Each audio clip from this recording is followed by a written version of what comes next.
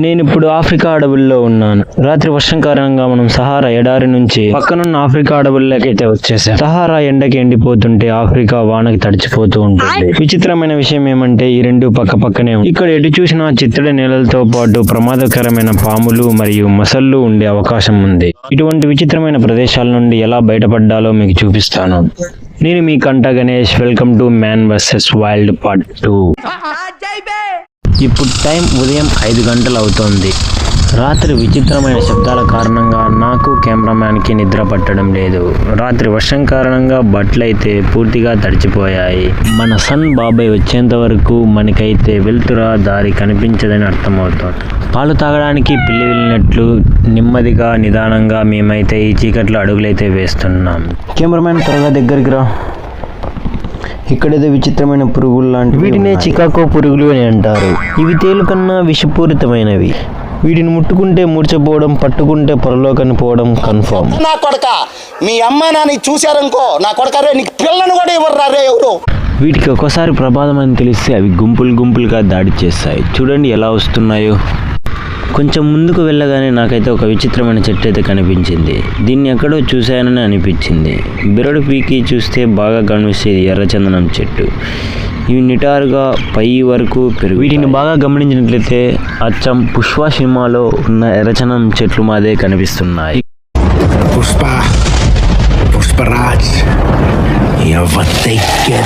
ఇక్కడే ఉంటే మనల్ని పోలీసులు ఎత్తపోతారనే ఉద్దేశంతో మనమైతే ముందుకైతే వెళ్తున్నాం. మీరు బాగా గమనిస్తే ఇక్కడైతే దారి అయితే మూసుకుపోయింది. ఇలాంటి సమయంలో మనం సూర్యోదయం వరకు వేచి ఉండాల్సి ఉంటుంది. అంతలోనే మాకు ఒక గుహ లాంటిది కనిపించింది. ఆతృతంగా వెళ్ళి చూసాం. కెమెరామెన్ దగ్గరకు వచ్చి ఈ గుహ చాలా భయంకరంగా ఉంది. మా దగ్గర ఉన్న లైట్ల సహాయంతో దీన్ని అయితే వీడియో తీయడానికి ప్రయత్నించాం. ఇక్కడ HFL 2018 అని రాసున్నారు. అంటే దీన్ని 2018లో కట్టింటారని నా ఉద్దేశం. ఆరో మార్క్ అయితే బయటికే కనిపిస్తుంది. అంటే బయటికి వెళ్ళండి అని అర్థం అనుకుంటా. అంత మర్యాదగా రాసినప్పటికీ మనం లోపలికి వెళ్తే బాగుండదు. అందుకే మనమైతే బయటికి అయితే వెళ్ళిపోతున్నాం.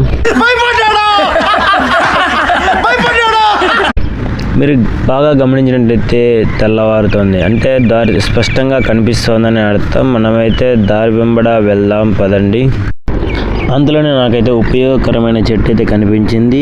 ఇది మనకి దెబ్బ తగిలినప్పుడు, ఇన్ఫెక్షన్ అయినప్పుడు ఈ ఆకుని మనం రుబ్బి ఆ తగిలిన చోట పెట్టుకుంటే ఆ గాయం త్వరగా మానిపోతుందని మా పూర్వీకుల నమ్మకం.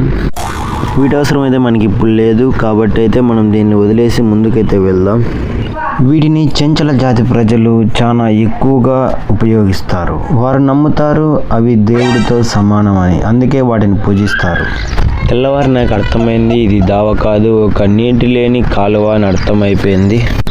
ఈ కాలువ వెంబడి మనం పోయినామంటే ఖచ్చితంగా మనుషులు ఉండే చోటికి చేరుకోగలము. కెమెరామెన్ దగ్గరికి వచ్చి ఇక్కడ ఏదో మనకి కనిపిస్తుంది. త్వరగా వచ్చాయి. ఇది ఒక పాత పడవ యొక్క మెటీరియల్ లెక్క ఉంది. ఇది చాలా కాలం పాటు ఇక్కడ ఉన్నట్లుంది. ప్రవాహానికైతే కొట్టుకొచ్చింది. దీన్ని బట్టి మనం గమనిస్తే ఇక్కడ ఎంత పెద్ద అలలు ప్రవాహాలు వచ్చేవో అర్థమవుతుంది. నమ్ముకుంటే కనీసం శనగిత్తనాలు బఠానీలో వస్తాయని అయితే మనమైతే దీన్ని పీకడానికి అయితే బలంగా ప్రయత్నించాను.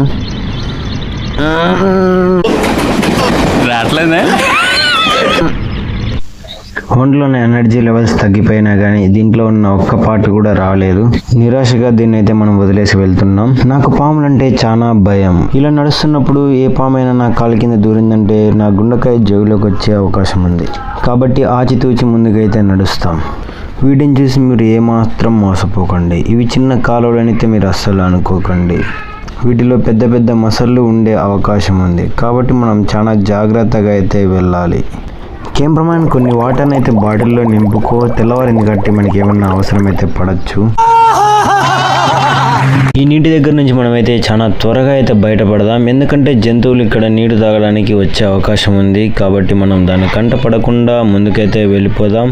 మన చెవులను ఎప్పుడు యాక్టివ్గా ఉంచాలి. ఎందుకంటే పైన ఏమైనా హెలికాప్టర్లు తిరుగుతుంటే వాటిని హెల్ప్ అడిగే అవకాశం ఉంటుంది.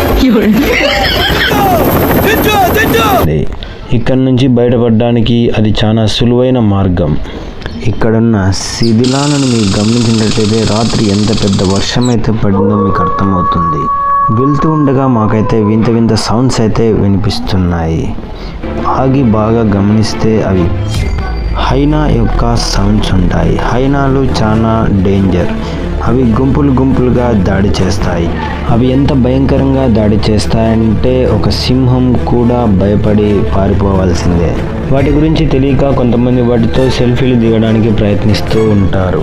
వెస్ట్ ఆఫ్రికాకు చెందిన 22 ఏళ్ల వ్యక్తి ఒక అతను టూరిజం కోసం వచ్చాడు. ఈ హైనాలు కనిపించిన వెంటనే అతను ఫోటోలు దిగడానికి దగ్గరికి వెళ్ళాడు.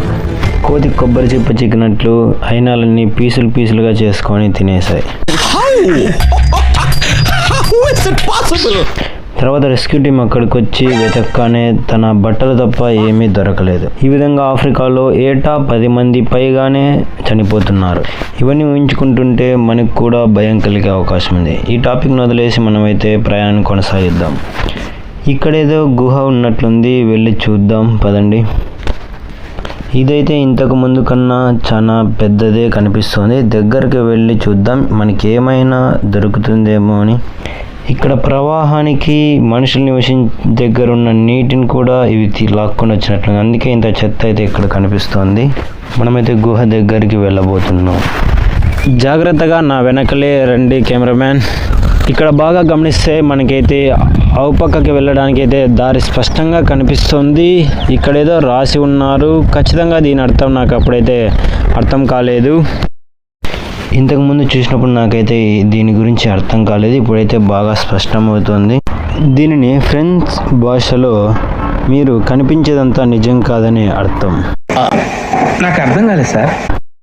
దీంతో మనకెందుకు గుహ లోపలికైతే వెళ్ళడానికి ప్రయత్నిద్దాం. కెమెరామ్యాన్ నెమ్మదిగా నడవండి. మనకైతే అక్కడ నీటి గుంట లాంటిది అయితే కనిపిస్తుంది. అక్కడ పెద్ద మొసళ్ళు కూడా ఉండే అవకాశం ఉంది. కాబట్టి చాలా జాగ్రత్తగా అయితే మనం దగ్గరికి వెళ్తున్నాం. ఇక్కడ మీరు అడుగు చాలా జాగ్రత్తగా వేయాల్సి ఉంటుంది, ఎందుకంటే ఇక్కడ పాములు ఉండే అవకాశం కూడా ఉంటుంది. ఇంతకు మించి నేను దగ్గరికి వెళ్ళాలైతే అస్సలు అనుకోవడం లేదు. ఇక్కడ నుంచి మనమైతే వెనక్కి వెళ్దాం. ఈ కట్టడాలు చూస్తుంటే చాలా ఏళ్ళు కట్టినట్లున్నారు. వీటిని శత్రువుల నుంచి తాము రక్షించుకోవడానికి ఉపయోగించుకోవడానికి ఈ విధంగా కట్టినట్లున్నారు. ఇట్లాంటి ప్లేసుల్లో మన కళ్ళకైతే చేతిని అడ్డం పెట్టుకోవాలి, ఎందుకంటే ఇక్కడ గబ్బిలాలు అయితే మన కళ్ళని పొడిచే అవకాశం ఉంది. ఇక్కడ ఎక్కువసేపు ఉండే కొద్దీ నాలో భయం ఇంకా ఎక్కువ అవుతుంది. కాబట్టి వీలైనంత త్వరగా అయితే బయటికి వెళ్ళిపోదాం. టైం గార్డ్ నాకైతే వెళ్తురు చూశాక ప్రాణం అయితే లేసి వచ్చింది అనుకోండి. సూర్యుడు బాబా అయితే బయటికి వచ్చేసినాడు. మన దారి అయితే సులువుగా కనిపిస్తోంది. వీలైనంత త్వరగా ఇక్కడ నుంచి అయితే బయటికి వెళ్ళిపోదాం పదండి. మనమైతే ఇప్పుడు వచ్చిన దావంటే వెళ్దాము. ఈ విధంగా వెళ్తూ ఉంటే నాకైతే దారిలో ఏదో కాలువ మాది కనిపించింది. ఏంటో అని అయితే దగ్గరికి అయితే వెళ్ళి చూశాను. ఇవన్నీ గమనిస్తుంటే ఇక్కడ ఒకప్పుడు యుద్ధ వాతావరణం అయితే నెలకొనేదే అర్థమవుతుంది. సోల్జర్స్ ఇందులో దాక్కొని శత్రువుల మీద దాడి చేసే వారిని స్పష్టంగా మనకైతే తెలుస్తోంది. ఆఫ్రికా కూడా స్వాతంత్రం కోసం చాలానే పోరాడిందనే దీన్ని బట్టి మనకు అర్థమవుతుంది. ఇందాకటి నుండి స్మెల్ వస్తుంటే ఏదో అనుకున్నాను, కారణం అయితే ఇదే. వీటిని రెడ్ గోవా ఫ్రూట్ అంటారు. ఈ చెట్టు ప్రత్యేకత ఏమంటే ఒక చెట్టుకి వేల కొద్ది కాయలు అయితే కాస్తాయి. అవి ఒకేసారి రాలిపడడం వల్ల ఈ విధంగా కుప్ప కనిపిస్తుంది. ఇవి తినడానికి అయితే పనికిరావు. అయితే ఇక్కడ ప్రజలు వీటిని నొప్పుల నుంచి నివారించే మందులలాగా వాడుతారు. వీటి వాసన ఎలాగుంటుందంటే 2 పందికొక్కులు వేరు సమయాల్లో చనిపోతే వచ్చే వాసన ఎలా ఉంటుందో అలా ఉంటుంది. నేను చెప్పేది మీకు అర్థమవుతున్నట్లుంది. వీటినన్నీ వదిలేసి మనమైతే మన ప్రయాణాన్ని కొనసాగిస్తుంటే దూరంలోకైతే పాడుపడ్డ బంగ్లా మాది అయితే కనిపిస్తుంది. దాని దగ్గరికి వెళ్ళడానికి అయితే మనం ఇప్పుడు ప్రయత్నిద్దాం. నాకైతే చాలా ఆతృతగా ఉంది బంగ్లాలో ఏమైనా ఉంటుందేమో అని. త్వరగా అయితే మేము బంగ్లా దగ్గరికి అయితే చేరుకున్నాం. ఇది ఖచ్చితంగా చాలా ఏళ్ల క్రితం స్థాపించిన బంగ్లా మాది అయితే కనిపిస్తోంది. దగ్గరికి అయితే వెళ్ళడానికి నాకు చాలా ఆతృతగా ఉంది. నేను బయలుదేరాను, లోపలికైతే వెళ్తున్నాను. మనం లోపలికి వెళ్ళగానే ఒక విచిత్రమైనది అయితే కనిపించింది. ఇది ఖచ్చితంగా టైటానిక్ షిప్ యొక్క భాగం అయితే అయి ఉండవచ్చు. దీన్ని చూస్తుంటే చాలా ఏండ్లు అయినప్పటికీ కనీసం తుప్పు కూడా పట్టలేదు. అంటే ఎంత క్వాలిటీగా దీన్ని ఏదో తయారు చేశాడో మనం అర్థం చేసుకోవచ్చు. కెమెరామ్యాన్ ఈ లొకేషన్ అయితే ఖచ్చితంగా గుర్తుపెట్టుకో. తర్వాత మన ఫ్రెండ్స్తో వచ్చి దీన్ని అయితే ఎత్తపోదాం. ఉన్న విశ్వాసం ఉందరా నా కొడక నీకు రే, పురుగులు పట్టి చేస్తావురా నా కొడక. బంగ్లాలోకి వెళ్దామని చూస్తే అక్కడైతే కోతులు అయితే చాలా సెక్యూరిటీ గార్డ్లా పనిచేస్తున్నట్లున్నాయి. దాంతో మనకి ఎందుకులే అని బయటికి వెళ్తున్నాం.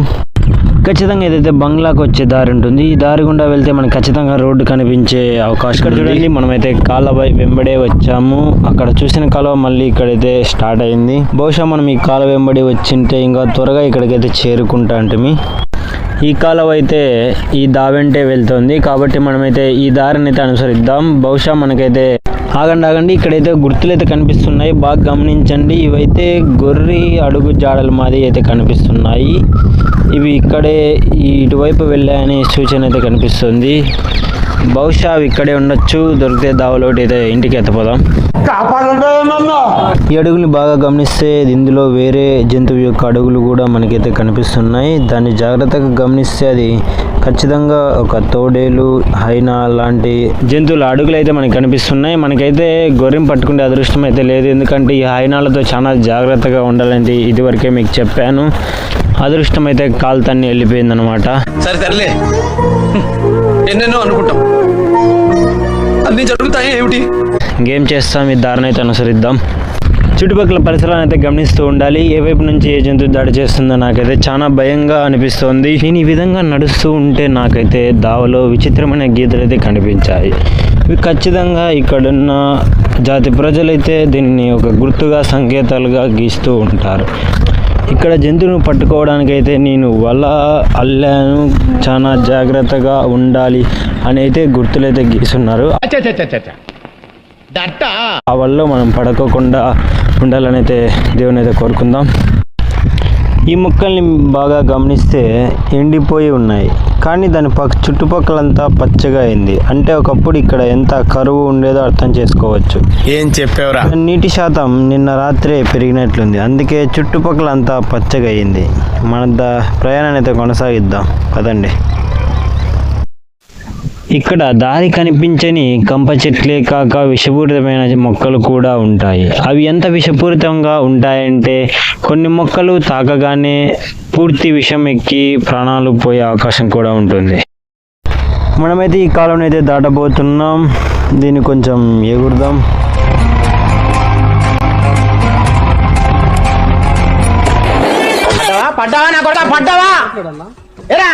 అందరి ముందు పరుగు పోయిందిగా, ఇంకెలా ఎలాగోలా ఈ కాలువను అయితే ఎగిరాను.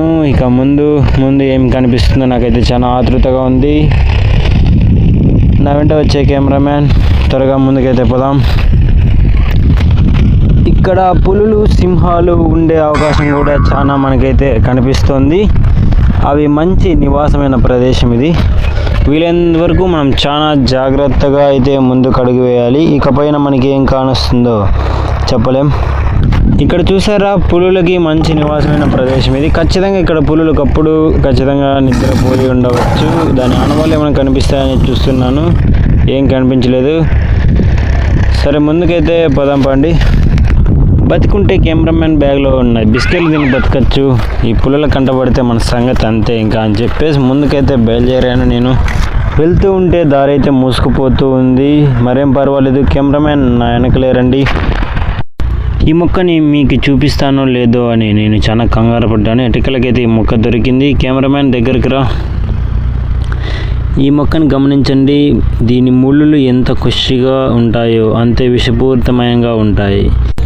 దీన్ని తాకినప్పుడు ఎలా ఉంటుందంటే డైరెక్ట్ మనం తేలుతో కుట్టించుకున్నంత నొప్పిగా ఉంటుంది. దీన్ని అయితే నేను ముట్టకూడదని అనుకుంటున్నాను. ఇక్కడ నుంచి మనమైతే వీళ్ళని త్వరగా అయితే బయటికి వెళ్దాం. ఇక్కడైతే మనకు మంచి దావ అయితే కనిపిస్తుంది. ఖచ్చితంగా నేనైతే రోడ్డు మార్గానికి వచ్చానని అనిపిస్తుంది. నాకు చాలా హ్యాపీగా ఉంది. ముందర చూస్తే మనకైతే చిన్న రోడ్డు అనేది కనిపిస్తుంది. చాలా త్వరగా అక్కడికైతే వెళ్ళిపోదాం. నేను చెప్పాను కదా ఇది ఖచ్చితంగా రోడ్డు అని. ఇక్కడ నుంచి అయితే మనకు రోడ్డు స్టార్ట్ అయింది.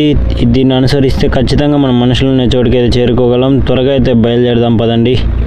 అక్కడ చూసారా, మనకైతే హైవే కానొస్తుంది. నేను అక్కడ లిఫ్ట్ అడిగి వెళ్ళబోతున్నాను.